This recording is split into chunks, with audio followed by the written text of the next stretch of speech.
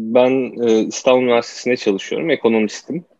Aynı zamanda da işte Türkiye'de uzun yıllardır işte dergi çıkartmak, işte ne bileyim yayın evlerinin çeşitli faaliyetlerine yardımcı olmak vesaire suretiyle yayıncılık alanında, başka alanlarda faaliyet göstermeye çalışıyorum.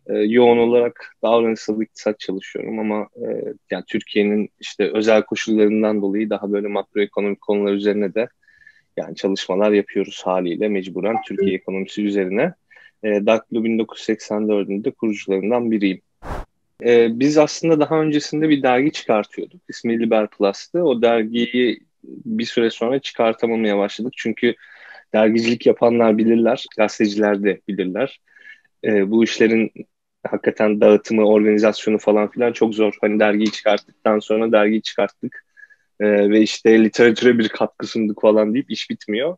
Amaç zaten hani böyle bir akademik dergi çıkartıp literatüre katkı sunmak da değildi. İşte düşüncelerimizi daha güçlü bir şekilde yaygınlaştırabilmekti.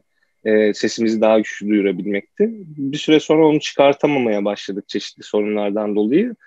O sırada da Daktilo 1984'ü kurduk. Tabii tek başımıza değildik. İşte birçok arkadaşımız da sağ olsun yardımcı oldu, el verdi. Onlarla birlikte kurduk. İlk başta sadece web sitesinde yayınlıyorduk. O süreçte bayağı ilgi çekti çünkü aslında bizde kurulalı 2 yıl geçti. Şimdiki böyle alternatif birkaç platform vesaire de yoktu. Biraz böyle farklı bir platform olarak hani gün yüzüne çıkmış oldu. Çoğunlukla da benim gibi aslında doktora sırasındaki, yani doktora sürecindeki insanlardan vesaire bayağı teveccüh gördü.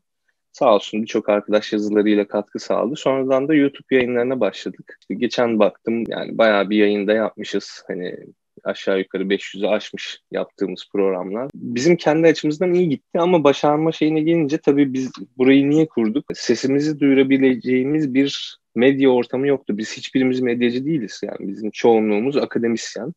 Birkaç tane de işte genç profesyonel arkadaş var. Normalde bizim medyayla şununla bununla hani medya yönetimiyle vesaire bir ilgimiz yoktu, deneyimimiz de yoktu. Ama baktık hani sesimizi duyurabilecek mecra yok. Bir de şöyle bir şeyler oluyordu çok fazla.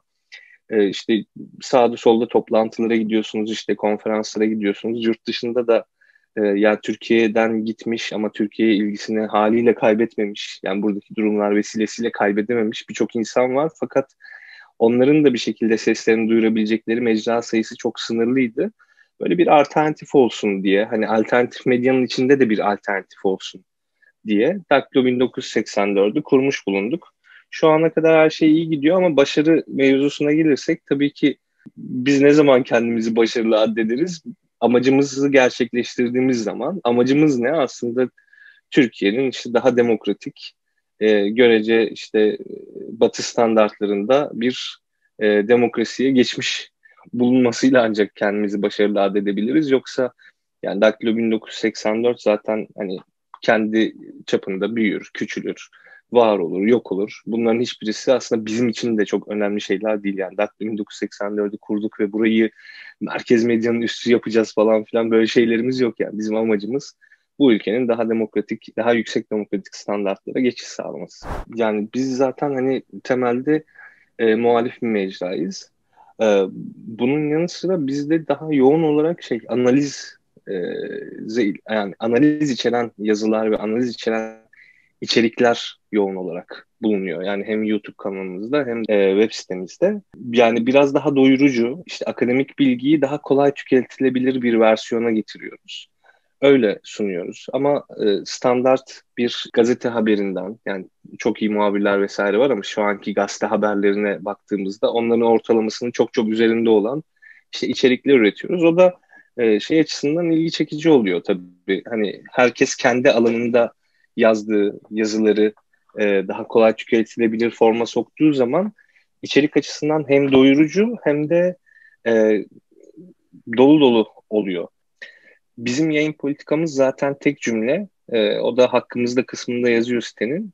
Din, dil, ırk, cinsiyet ve benzeri temelli ayrımcılıkları içermeyen her içeriği kabul edebiliriz. Yani kendi tabii özgün standartlarımız var. Hani içerisinde çok açıkça yanlış bilgilendirilme olmaması.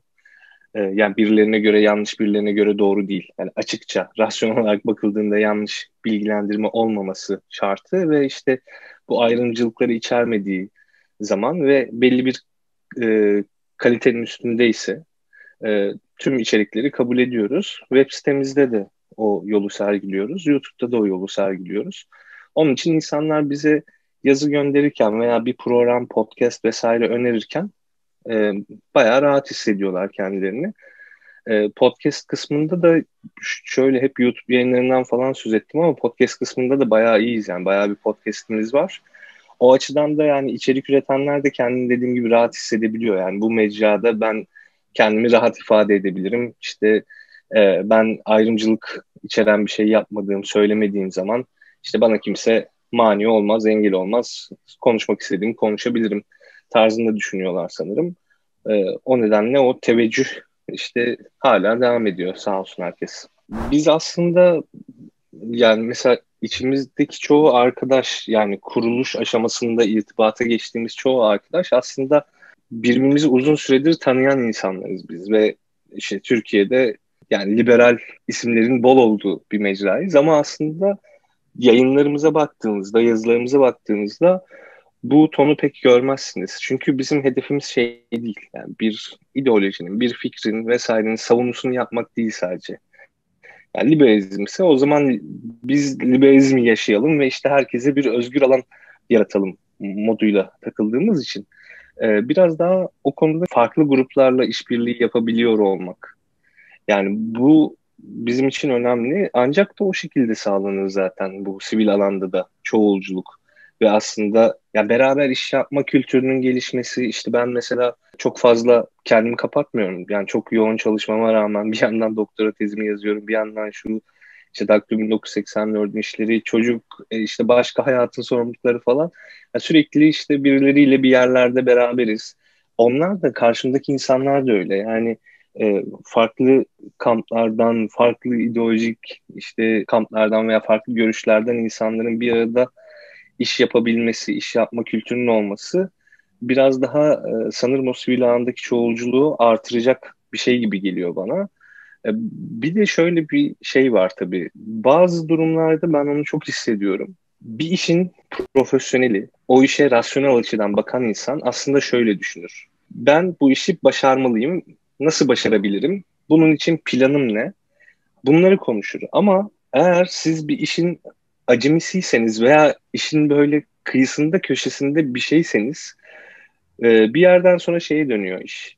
Ben haklıyım, haklı çıktım. İşte şöyle oldu, böyle oldu. Ya bu şeyleri bir kenara bırakıp bu haklı çıkma veya çıkmama olaylarını bir kenara bırakıp sürekli her düştüğümüz yerde yeniden kalkıp yeniden işte elimizdeki kartlara yeniden bakıp piyasayı işte ne bileyim insanları yeniden ölçümleyip rasyonel olarak düşünüp acaba buradan işte istediğimiz hedefe nasıl gidebiliriz ki Türkiye'de toplumun aslında çok büyük bir kesimi biraz önce bahsettiğim gibi daha yüksek demokratik standartları talep ediyor. Bu rasyonel düşünceyi ve bu bakış açısını geliştirirsek sivil toplumda çoğulculuk da çok daha iyi olacak.